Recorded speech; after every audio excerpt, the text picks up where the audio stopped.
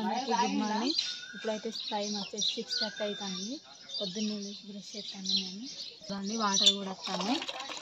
అయితే మా cooler correct ఎన్ని రోజులు రిపేర్ చేయించలేదు. సో దీన్ని అలా క్లీన్ చేసి రిపేర్ చేయిద్దాం అనుకుంటాను. సో క్లీన్ చేస్తా.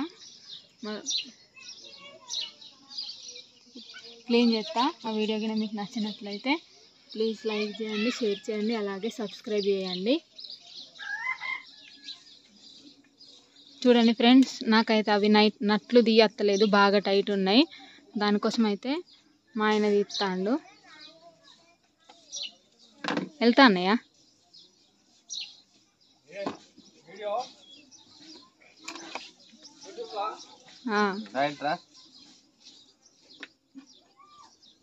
వెళ్తా అన్నయ్య.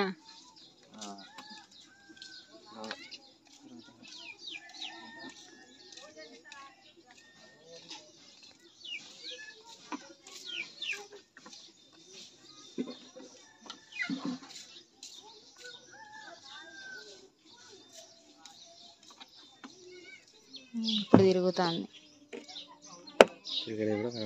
ఆడియన్స్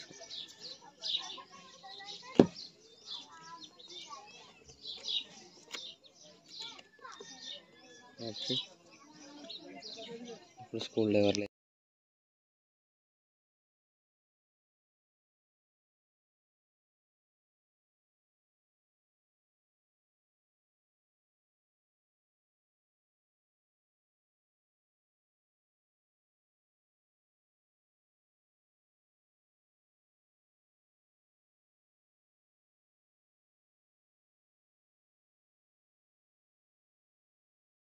ఇది చూడండి ఫ్రెండ్స్, ఎంత గలీజ్ ఉన్నది లోపల.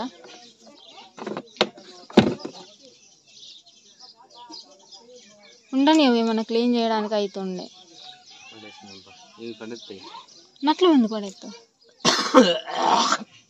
నట్లు పడేసి నువ్వు పొంగి ఎట్లా తీసుకోపోతావు? అవి లోపల పెడతా, పొంగ కొత్త అక్కడ. సరే మరి చూడండి ఫ్రెండ్స్, ఇప్పుడైతే అవన్నీ నిప్పేసినాం కదా. అవన్నీ నిప్పిన తర్వాత దీని మీద పోతే కదా నీళ్ళు, దాని మీద పోయాక మోటార్ మీద సరుపు నీళ్ళు అయితే పోస్తాను.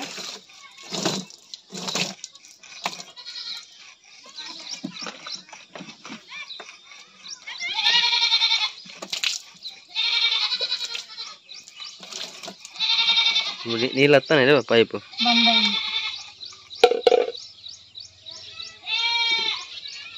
కొంచెం సేపే ఇడుస్తాను నీళ్ళు. లోపల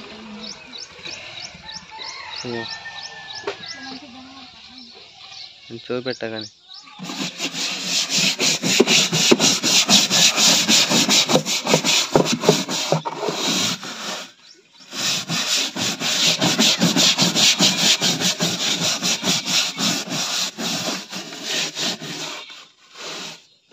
ఓకే ఫ్రెండ్స్, ఈ కూలర్ అయితే మంచిగా అయింది.